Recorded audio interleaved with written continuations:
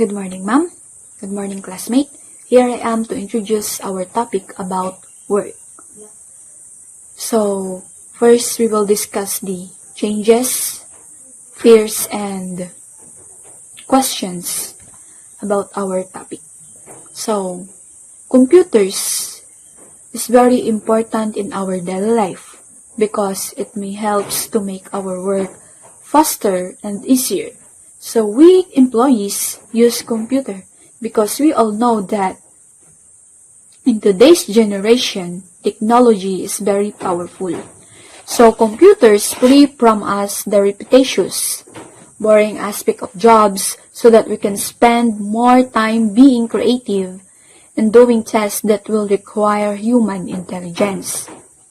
Computer system and internet provide quick, reliable to information so that we work smarter and efficiently. Computers also generated many fears into our workplace. Many social critics, social scientists, politicians, unions, and activists saw virtually as highly threatening. This saw form as unemployment due to increased efficiency. They argued that requiring workers to acquire computer skills was too heavy a burden, and that the need for increased technical training and skills would widen to earning gap between those who do not obtain the new skills and those who do not. They saw telecommunicating as bad for workers and society. They expected offshoring to eliminate a huge number of jobs. Although the dire prediction is wrong, the many and the widespread rapid changes raise significant social questions. So here's the following question that we need to answer into our discussion, which is the number 1. How do we deal with dislocation and retraining needs that result when computer and the internet eliminate jobs? Number 2. How does it affect the physical distribution of population and businesses? Number 3. What risks need to be considered? Now last, why employers need to monitor employees? Should monitoring be limited? And we can also discuss here the disadvantage and advantage of computer. So, we will go into our next topic, which is the impact of employment, which discussed by Quergie Barnachea.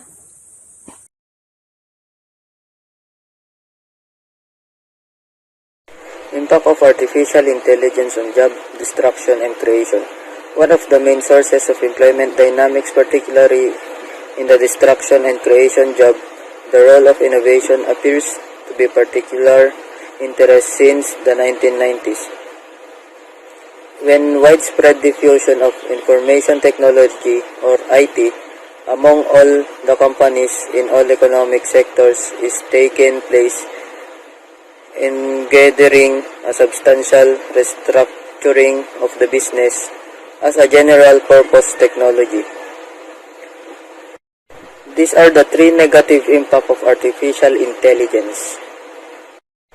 Accelerated hacking artificial intelligence increase the speed of what can be accomplished, and in many cases, it exceeds our ability as human to follow along the delivery of various AI system. Loss of certain jobs. Many people predict a net increase in jobs, or at least anticipate the same amount will be created to replace the ones that are lost to AI technology. 3. AI terrorism. AI enabled from a terrorism to deal with from the expansion of autonomous drones and the introduction of robotic swarms to remote the attack or the delivery of a disease through nanorobots.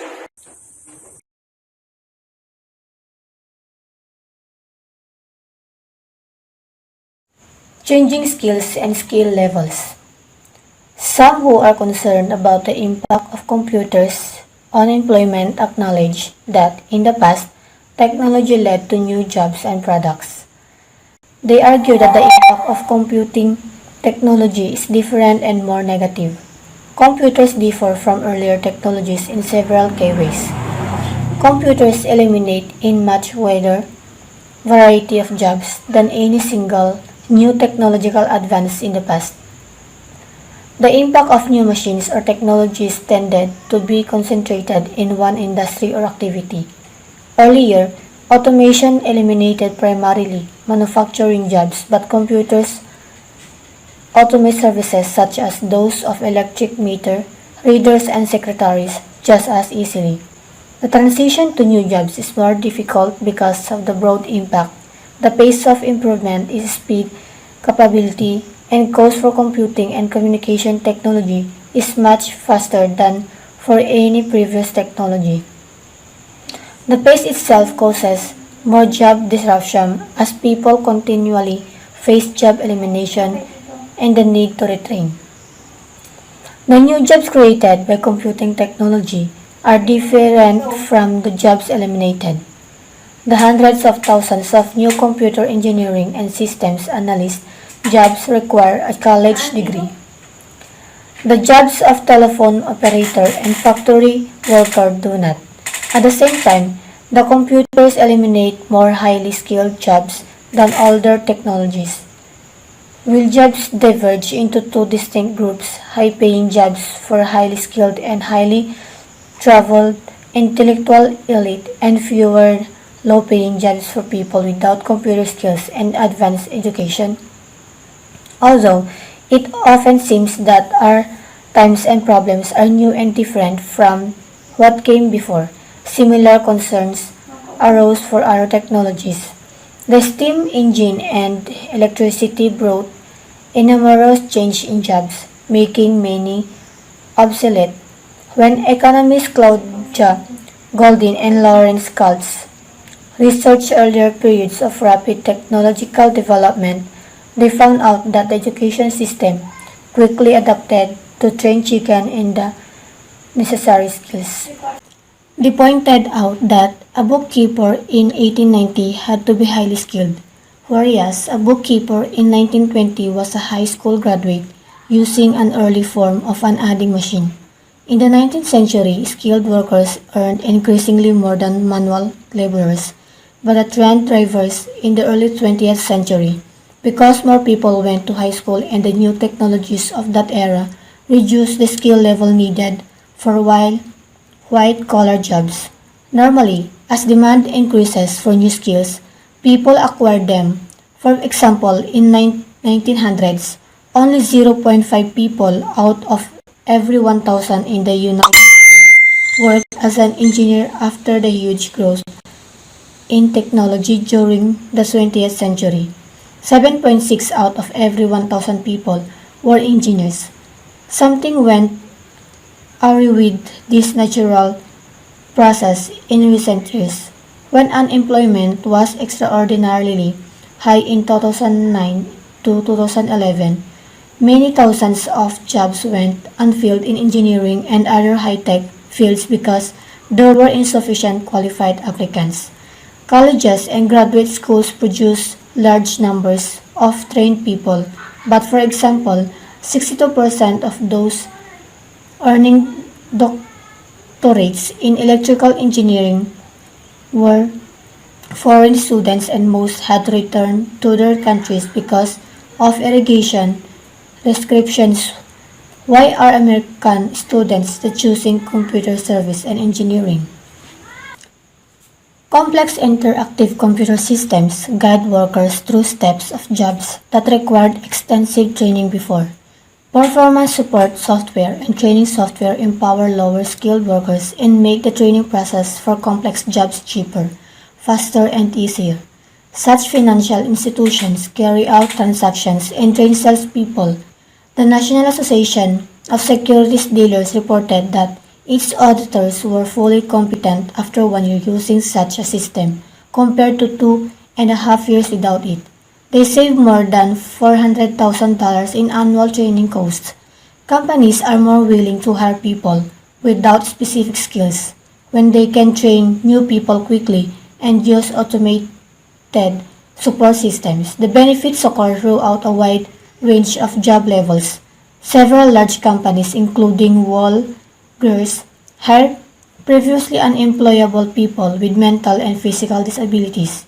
They perform their jobs with the help of electronic gadgets and computer systems. Some of the systems are specially designed. Some are the ordinary computer and automation tools that workers use in many workplaces. The BLS expects many jobs to be available that require little, if any, computer skill.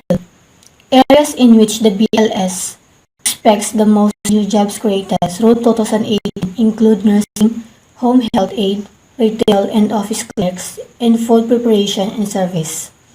Though automated systems mean fewer jobs for high-skilled workers, will human intelligence in employment be devalued? Software makes decisions that used to require trained, thinking human beings. Computers could take many white-collar, professional jobs. Computer programs analyze loan applications and decide which to approve. Some programs are better than people at predicting which applicants are likely to default on their loans.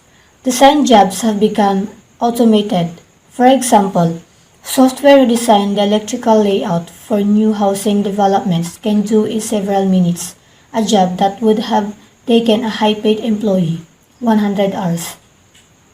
Even computer programming is automated. Some computer programs write computer programs, reducing the need for trained programmers. Although it still requires highly trained engineers, there is a large degree of automation in the layout of computer chips. Programming tools enable non-specialists to do certain kinds of programming, design web pages, and so on. The printing press put scribes out of work when writing was a skill possessed by only a small, highly trained elite. Recall from chapter 1 that machines that did simple arithmetic in the 17th and 18th centuries shocked and distributed people. People through arithmetic required uniquely human intelligence. In the past, human imagination and desires continued to find new fields of work, both physical and mental, to replace those no longer needed. They continue to do so today.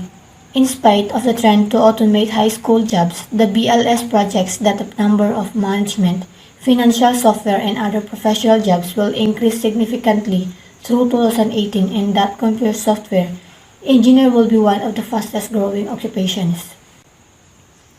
Telecommuting. Computer and communication technologies dramatically change the way we work and where we work. These technologies encourage smaller businesses and more independent consultants and contractors, information entrepreneurs. As they are sometimes called, it is easier for workers to work part-time for different employers or clients, thus encouraging more information workers to become self-employed individuals, and small businesses operate globally via the web. Crafts makers sell crafts, programmers sell the programming services, and musicians sell music, and so on. Many of these people work from home some or all of the time.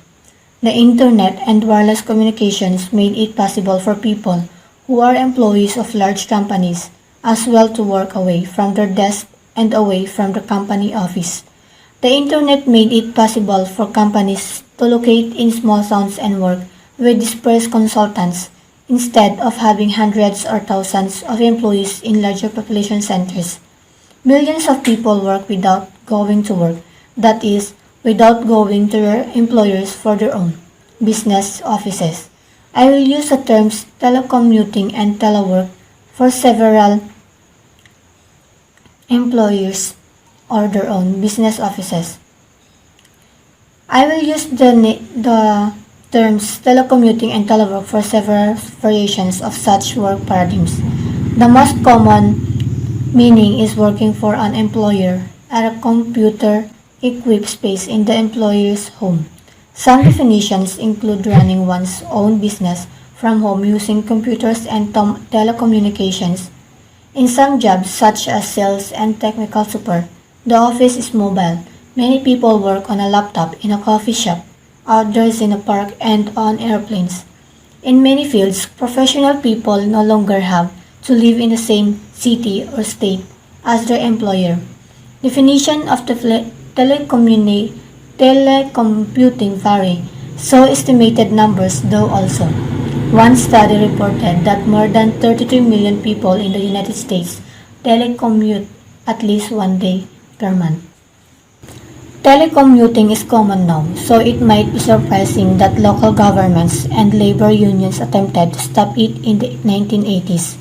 The views of various unions at the time seemed to be that most computer at home work would be data entry work done by low-paid women in sweatshop conditions. The AFL-CIO advocated a government ban on all computer at home work. The efforts to stop computer work at home quickly turned futile.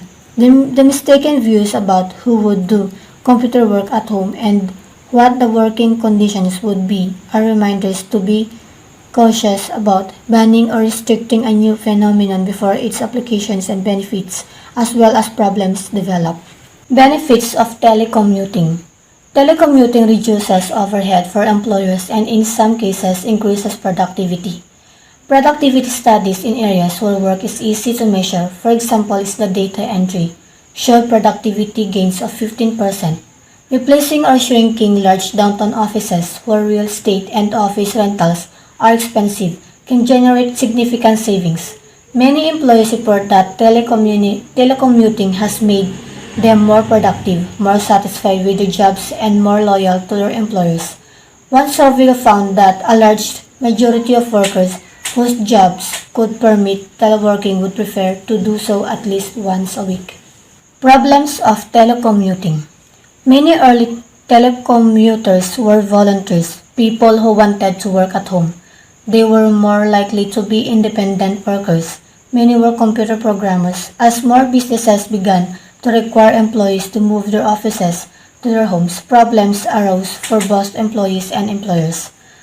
Some employers see resentment among employees who must work at the office. Some found that the corporate loyalty of telecommuters weakened.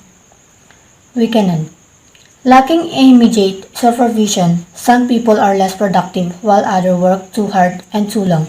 The ease of working with people around the world leads some to work at hours to match the time zone of clients. Some employers need better direction about what work and how much work their employer expectation them to do at home.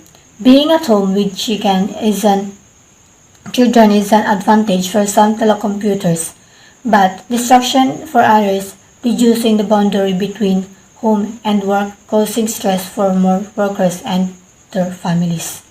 Side effects of telecommuting. Aside from the direct advantages and disadvantages, teleworking has several side effects that might change various business and social aspects of how we live and work. How does telework affect our sense of community?